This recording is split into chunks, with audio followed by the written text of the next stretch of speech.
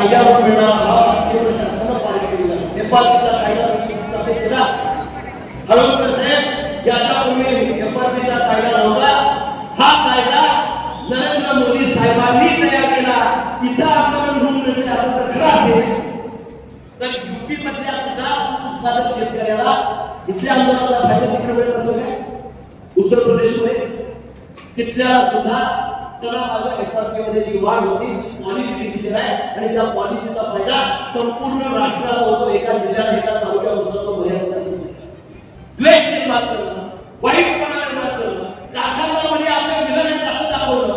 लोकांच्या मध्ये खऱ्या अर्थानं चळवळीच्या नावाखाली स्वयंरोजगार योजना चालू करणारी चळवळ या मतदारसंघात तयार झाली. लोकांनी वेळीच त्याला ओळखलं आणि मला खऱ्या अर्थानं सांगितलं पाहिजे की या मतदारसंघामधला स्वाभिमानी नुसतं नाव ठेवून नाही तर ते कर्मानं स्वाभिमान करावं लागतं. स्वाभिमान जपणारी तालुक्यातली ही जनता आहे. निश्चितपणे मी या ठिकाणी सांगेन धैर्यशील माझ्याचा साखर कारखाना असेल, सूरगिरणी असेल, दूध संघ असेल, पण त्याच्या आजोबाला एक कारखाना काढून ठेवला. बहुजन समाजाच्या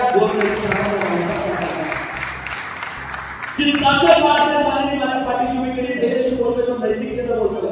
मी कुठली चूक केली कुणाचं वाईट केलं कुणाच्या सुद्धा भांडणामध्ये एखाद्या गोष्टीमध्ये वाईटपणा घेण्यामध्ये धैर्यशील माझ्याकडे पुढे आलेला आहे. कुणाचं झालं तर चांगलंच व्हावं याच्यासाठी माझे प्रयत्न राहिले. कोविडच्या काळामध्ये काही अंतर निर्माण झालं पण मी निश्चितपणे सांगेन प्रत्येक गावाची भेट माझी प्रत्येक शिरोळ तालुक्यातल्या गावागावामध्ये या ठिकाणी शिरोळ तालुक्यातल्या एकाही गावाला निधी आलेला नाही.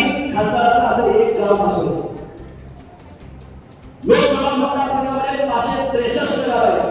500 गावांच्या पेक्षा अधिक गावांना खासदार धैर्यशील मानेचा निधी त्या ठिकाणी दिलाय. खासदाराचं नेमकं काम काय असतं?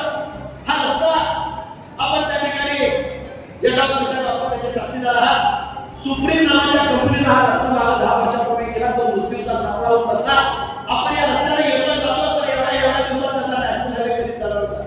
आम्ही आपल्याला सांगितलं पाहिजे केंद्र सरकारच्या सूचीमध्ये आपण तो नॅशनल हायवे मध्ये काढायच्या आधी किती रुपये देणं होतं?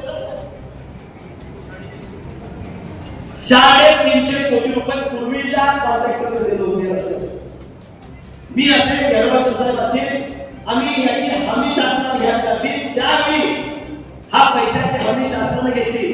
त्यावेळी नॅशनल हायवे मध्ये त्या ठिकाणी रस्ता उभा झाला आणि आज त्याला 850 कोटी रुपये मंजूर आहेत. ते पण आपल्याला